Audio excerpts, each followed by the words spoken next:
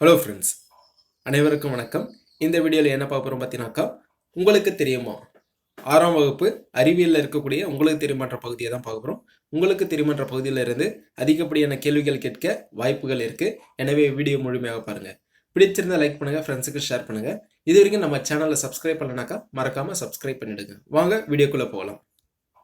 சமையலறை மற்றும் ஆய்வகங்களில் பயன்படுத்தப்படும் கண்ணாடி பொருட்கள் போரோசிலிகேட் கண்ணாடிகளால் அதாவது பைரக்ஸ் கண்ணாடியால் உருவாக்கப்படுகின்றன. இந்த கண்ணாடி பொருட்கள் வெப்பப்படுத்தும் பொழுது மிக மிக குறைவாகவே விரிவடைகின்றன. எனவே இவற்றில் விரிசல் ஏற்படுவதில்லை. சமையலறை மற்றும் ஆய்வகங்களில் பயன்படுத்தக்கூடிய கண்ணாடி பொருட்கள் எதுன்னு பார்த்தீங்கன்னாக்கா போரோசிலிகேட் கண்ணாடி, அதாவது பைரக்ஸ் கண்ணாடின்னு சொல்றாங்க. சரியா? இது எவ்வளவு வெப்பப்படுத்தினாலும் குறைவாக தான் விரிவடையுது. அதனால இதுல விரிசல் ஏற்படுவதில்லைன்னு சொல்றாங்க. அடுத்ததாக ஈல் எனும் ஒரு வகை மீன் மின்சாரத்தை உருவாக்கும் திறன் கொண்டது. இவை மின் அதிர்வை வெளியிட்டு எதிரிகளிடமிருந்து தங்களை காத்துக்கொள்ளவும் தங்களது உணவை பிடிக்கவும் செய்கின்றன. ஈல் மீன் பார்த்தீங்கன்னாக்கா மின்சாரத்தை உருவாக்கும் திறன் கொண்ட மீன் வகையாகும். இது எதுக்குனாக்கா எதிரிகிட்ட இருந்து தன்னை பாதுகாத்துக்கவும் உணவு பிடிக்கவும் இந்த மின்சாரத்தை பயன்படுத்துது. அம்மீட்டர். அம்மீட்டர் என்பது ஒரு மின்சுற்றில் பாயும் மின்னோட்டத்தின் அளவை அளக்க பயன்படும் கருவியாகும். இக்கருவியானது அந்த சுற்றில் தொடர் இணைப்பில் இணைக்கப்பட வேண்டும். தொடர் இணைப்பில் இணைக்கப்பட வேண்டும்.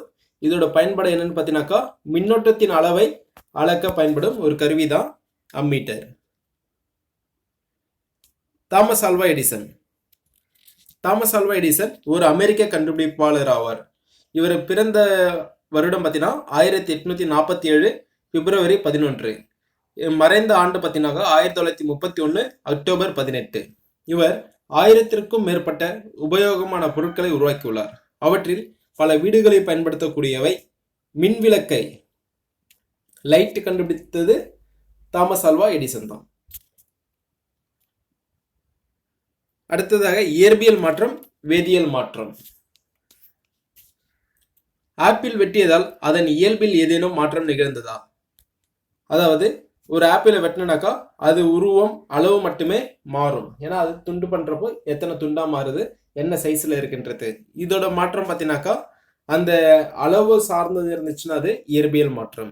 அதுவே மற்றொரு பாதி ஆப்பிளை அப்படியே மேசையின் மேல் சற்று நேரம் வைத்திருக்கவும். சிறிது நேரம் கழித்து ஆப்பிள் வெட்டிய பகுதியின் மேற்பரப்பில் பழுப்பு நிற திட்டுகள் தோன்றியிருப்பதை காணலாம்.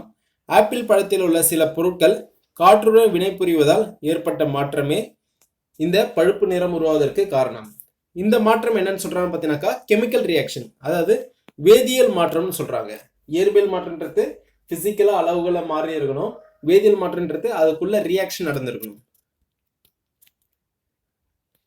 நீர் ஒரு பொது கரைப்பான் ஆகும். அது பெரும்பாலான பொருட்களை கரைக்கிறது. ஒரு திடப்பொருளை வெப்பப்படுத்தும் பொழுது திரவமாகாமல் நேரடியாக வாயு நிலைக்கு மாறுவது பதங்கமாதல் எனப்படும். எடுத்துக்காட்டு கற்பூரம். ஒரு குறிப்பிட்ட இடத்தில் வீசும் காற்றின் திசையை கண்டறிய பயன்படுவது எதுன்னு பார்த்தீங்கன்னாக்கா காற்று திசை காட்டி. இந்த காற்று திசை காட்டி தான் பயன்படுது. எந்த டைரக்ஷன்ல இருந்து காற்று வருதுன்றது கண்டுபிடிக்கிறதுக்காக.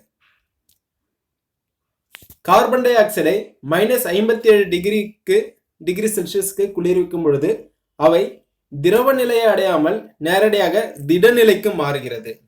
இதனை உலர் பனிக்கட்டி என்று அழைக்கப்படுகின்றனர். இது குளிர்விக்கும் காரணியாக பயன்படுகிறது. இறைச்சி மற்றும் மீன்கள் போன்றவற்றை சரக்குந்து மற்றும் சரக்கு பெட்டிகளில் ஏற்றுமதி செய்யும் பொழுது அப்பொருட்களை பதப்படுத்த உலர் பனிக்கட்டியை பயன்படுத்துகின்றனர்.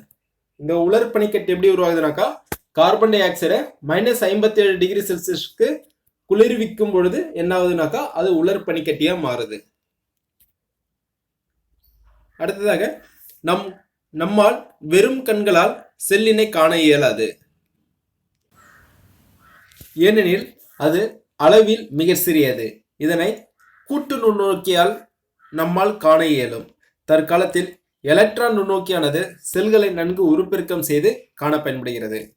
நம்ம உடல்ல இருக்கக்கூடிய இல்ல மற்ற இடத்துல இருக்கக்கூடிய செல்கள்லாம் பார்த்தீங்கன்னாக்கா எப்படி பார்க்கலாம்னு பார்த்தீங்கன்னாக்கா நுண்ணோக்கி, அதாவது கூட்டு நுண்ணோக்கி வச்சு தான் பயன்படுத்தணும். இப்போ என்னன்னாக்கா எலக்ட்ரான் நுண்ணோக்கி பயன்படுத்துறாங்க.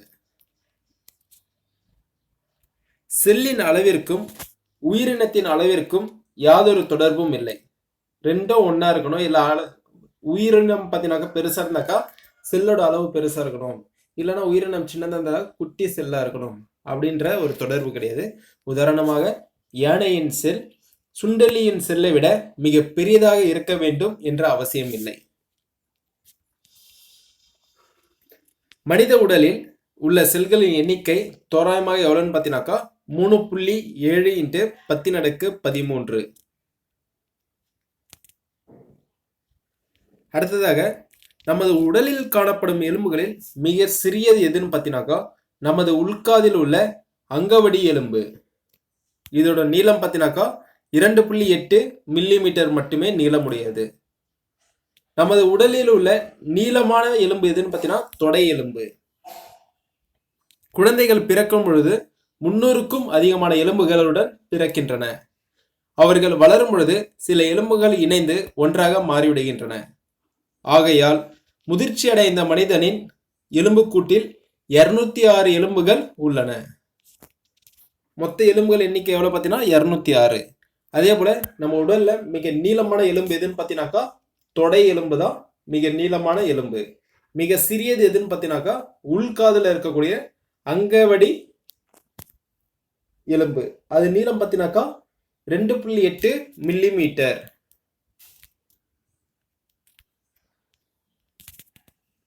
அடுத்ததாக மனிதனின் ஒவ்வொரு நுரையீரலும் ஏறக்குறைய 300 மில்லியன் நுண்காற்று பைகள் உள்ளன. கொட்டாவி விடுதல் மூலம் நாம் அதிக அளவு ஆக்சிஜனை உள்வாங்கி அதிக அளவு கார்பன் டை ஆக்சைடை வெளியிடுகிறோம். மூளையில் 100 மில்லியனுக்கும் அதிகமான தகவல்களை ஒருவர் வாழ்நாளில் சேமித்து வைக்க முடியும். எவ்வளவுன்னு பார்த்தீங்கன்னா 100 மில்லியனுக்கு அதிகமான தகவல்களை சேமித்து வைக்க முடியும்னு சொல்றாங்க. அடுத்ததாக நாம் ஏன் நீரை அருந்துகிறோம்? நமது உடலில் 70% நீர் உள்ளது. நமது மூளையில் உள்ள சாம்பல் நிற பகுதியில் அதிக அளவு 85% நீர் உள்ளது. கொழுப்பு செல்களில் குறைந்தளவு 15% மட்டுமே உள்ளது. நாம் உணவின் மூலமாகவும் பருகும் நீர் மூலமாகவும் ஒரு நாளைக்கு 1.5 முதல் 3.5 லிட்டர் வரை நீர் அருந்துகிறோம். மொத்தமா நீர் ஒரு நாளைக்கு எவ்வளவு எடுத்துக்கிறோம்னாக்கா 1.5 முதல் 3.5 லிட்டர் வரைக்கும் எடுத்திருக்கோம். இந்த நீர் எப்படி எல்லாம் நம்மளுக்கு வெளியேறுதுன்னு பார்த்தீங்கன்னாக்கா வியர்வையாகவும் சிறுநீராகவும் வெளியேற்றுறாங்க. நம்ம எந்த அளவுக்கு தண்ணி குடிக்கிறோமோ வியர்வை மூலியமாக வெளியேறும், இல்லைன்னா சிறுநீர் மூலியமாக வெளியேறும். அடுத்ததாக குறுவட்டில்னா சிடி, அதாவது காம்பாக்ட் டிஸ்க்னு சொல்லுவாங்க. சேமிக்கும் தகவல்களை விட 6 மடங்கு அதிகமாக டிவிடி தட்டில் சேமிக்க முடியும். சிடியை விட அதிகப்படியாக எதில் சேமிக்க முடியும்னாக்கா டிவிடியில் சேமிக்க முடியும். தேங்க்யூ ஃபார் வாட்சிங். வீடியோ பிடிச்சிருந்தா லைக் பண்ணுங்கள், ஃப்ரெண்ட்ஸுக்கு ஷேர் பண்ணுங்கள். இது வரைக்கும் நம்ம சேனலை சப்ஸ்கிரைப் பண்ணனாக்கா மறக்காமல் சப்ஸ்கிரைப் பண்ணிடுங்க. பக்கத்தில் இருக்கக்கூடிய பெல் ஐக்கானில் ஆல் என்ற ஆப்ஷனை செலக்ட் பண்ணிடுங்க. நன்றி.